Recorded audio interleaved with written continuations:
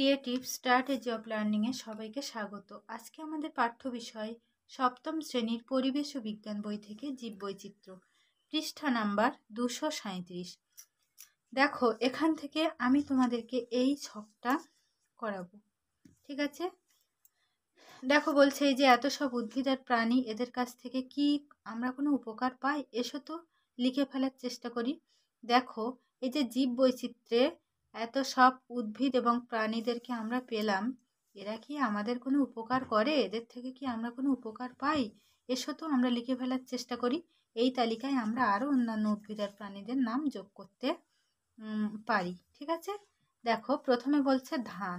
ধানের উপকার কি? ধানের উপকার দেখো, ধান থেকে আমরা কি কি উপকার পাই দেখো। প্রধান খাদ্যশস্য, ধান আমাদের প্রধান খাদ্যশস্য। তুষ, চালের গুঁড়ো, খড় নানা কাজে ব্যবহার করা হয়, ঠিক আছে? পরে আছে বট। বটের উপকার কি? কি উপকার পাই আমরা? বট গাছ আমাদের শীতল ছায়া প্রদান করে। এই বৃক্ষ নানা রকম পাখি ও কীটপতঙ্গের আশ্রয়স্থল।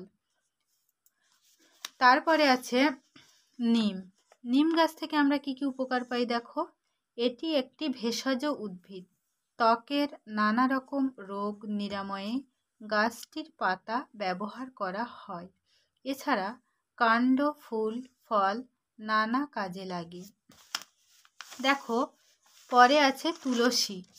তুলসী থেকে আমরা কি কি উপকার পাই?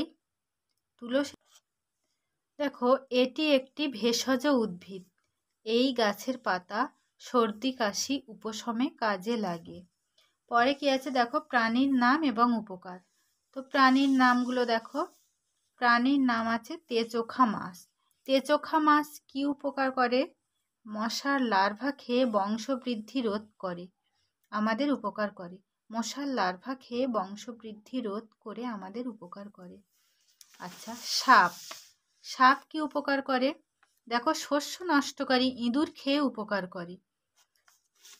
3 নম্বরে আছে বাদুড়। বাদুড় কি উপকার করে? কদম ও অন্যান্য উদ্ভিদে পরাগ যোগে সাহায্য করে বিভিন্ন গবেষণায় তথ্য সহায়তা করে। বাদুড়ের আল্ট্রাসাউন্ড শব্দ শ্রবণের ক্ষমতা, ঠিক আছে? মাছ।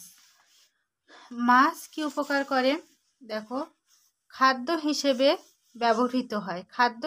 ব্যবহৃত হয়। আমাদের শরীরে প্রোটিনের চাহিদা মেটায় মাছ। দেখো, এই জীববৈচিত্র্য থেকে আমি তোমাদের জন্য দুটি বড় প্রশ্নোত্তর রেখেছি, যেগুলো তোমাদের পরীক্ষার জন্য খুব গুরুত্বপূর্ণ। প্রশ্নগুলো তোমরা লিখে নিতে পারো। দেখো, প্রথম প্রশ্ন, জীববৈচিত্র্যের গুরুত্ব আলোচনা করো। উত্তর, জীববৈচিত্র্যের গুরুত্ব নিচে আলোচনা করা হলো। দেখো, এখানে জীববৈচিত্র্যের গুরুত্বে 5টি পয়েন্ট আমি রেখেছি। প্রথম পয়েন্ট, 1 নম্বর পয়েন্ট খাদ্যের উৎস। 2 নম্বর পয়েন্ট পরিবেশের দূষণ রোধ। 3 নম্বর পয়েন্ট পরিবেশের বিভিন্ন মৌলের ভারসাম্য রক্ষা। 4 নম্বর পয়েন্ট মৃত্তিকা সংরক্ষণ এবং 5 নম্বর পয়েন্ট জলবায়ুর স্থিতাবস্থা। তো 1 নম্বর পয়েন্ট থেকে শুরু করি। খাদ্যের উৎস। দেখো, নানা রকম উদ্ভিদ প্রজাতি ও প্রাণী প্রজাতি মানুষ খাদ্য হিসেবে গ্রহণ করে। খাদ্যশস্যের বিচিত্র সম্ভার কৃষিজ উৎপাদন বাড়াতে সাহায্য করে। 2 নম্বর পয়েন্টে আছে পরিবেশের দূষণ রোধ।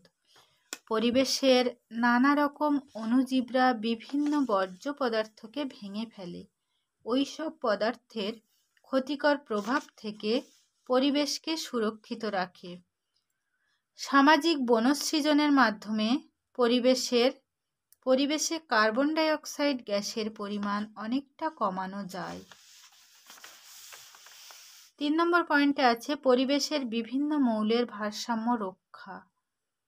দেখো, মাটিতে বসবাসকারী কয়েক প্রকার ব্যাকটেরিয়া, ছত্রাক, উদ্ভিদ ও প্রাণীর মৃতদেহকে বিশ্লেষ্ট করে পুনরায় পরিবেশে ফিরিয়ে দেয়। এর ফলে পরিবেশে বিভিন্ন মৌলগুলি চক্রাকারে আবর্তিত হয় ও পরিবেশে তাদের ভারসাম্য বজায় থাকে। 4 নম্বরে আছে মৃত্তিকা সংরক্ষণ। ঘাস জাতীয় উদ্ভিদরা মাটির গঠন রক্ষা করতে সাহায্য করে। মূলযুক্ত উদ্ভিদ মাটির জল ধারণ ক্ষমতা বাড়াতে সাহায্য করে। 5 নম্বরে আছে জলবায়ুর স্থিতাবস্থা। উদ্ভিদেরা মূল দিয়ে যে জল শোষণ করে তার বেশ কিছুটা অংশ বাষ্পাকারে পরিবেশে ফিরিয়ে দেয়। বৃষ্টিপাত বজায় রাখতে বনভূমি তথা উদ্ভিদেরা এইভাবে সাহায্য করে। দেখো, দ্বিতীয় প্রশ্ন হলো পৃথিবীতে জীববৈচিত্র্য হ্রাসের কারণগুলি কি কি? ঠিক আছে, জীববৈচিত্র্য হ্রাসের কারণগুলি হলো, দেখো এখানেও আমি তোমাদের 5টি পয়েন্ট রেখেছি। প্রথম পয়েন্ট বাসস্থান ধ্বংস সাধন। দ্বিতীয় পয়েন্ট চোরা শিকার বা অবৈধ শিকার। তৃতীয় পয়েন্ট পরিবেশে নতুন জীবের আগমন। চতুর্থ পয়েন্ট জলবায়ুর পরিবর্তন এবং পঞ্চম পয়েন্ট পরিবেশ দূষণ। ঠিক আছে, চলো তাহলে প্রথম পয়েন্ট থেকে শুরু করা যাক। বাসস্থান ধ্বংস সাধন। প্রকৃতি থেকে জীবদের হারিয়ে যাওয়ার পেছনে একটা বড় কারণ হলো তাদের বাসস্থান ধ্বংস হয়ে যাওয়া।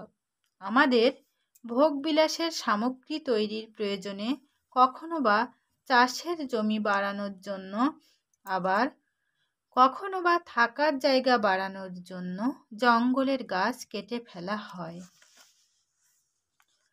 চোরা শিকার, 2 নম্বর পয়েন্টে আছে চোরা শিকার বা অবৈধ শিকার।